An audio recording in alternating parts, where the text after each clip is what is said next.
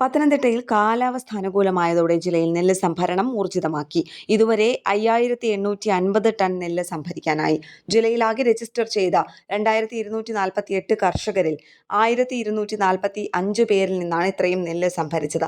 പെരിങ്ങര പഞ്ചായത്തിലെ പടവിനകമ്പി പാടശേഖരത്തിൽ മാർച്ച് 9-നാണ് സംഭരണം തുടങ്ങിയത്. എറണാകുളം, തൃശൂർ മേഖലകളിലെ 30-ലേറെ സ്വകാര്യ മില്ലുകളാണ് സപ്ലൈകോ മുഖേന കർഷകരിൽ നിന്ന് നേരിട്ട് സംഭരിക്കുന്നത്.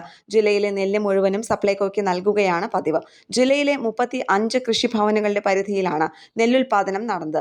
കൂടുതൽ കർഷകരും വിതച്ചത് ഉമ വിത്താണ്. വളരെ കുറച്ച് കർഷകർ മാത്രമേ ജ്യോതി വിത്ത് കൃഷി ചെയ്തിട്ടുള്ളൂ. കേന്ദ്ര സർക്കാർ നൽകിയിട്ടുള്ള നിർദ്ദേശങ്ങൾ പാലിച്ചാണ് സംഭരണം നടത്തിവരുന്നത്.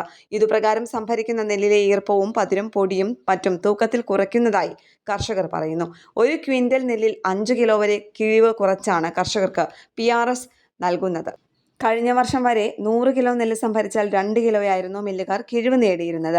സമയബന്ധിതമായി നെല്ല് വിറ്റുപോയില്ലെങ്കിൽ നഷ്ടമുണ്ടാകുമെന്ന ആശങ്കയാൽ മില്ലുകാർ ആവശ്യപ്പെടുന്ന കിഴിവ് നൽകാൻ കർഷകർ നിർബന്ധിതരാവുകയാണ്.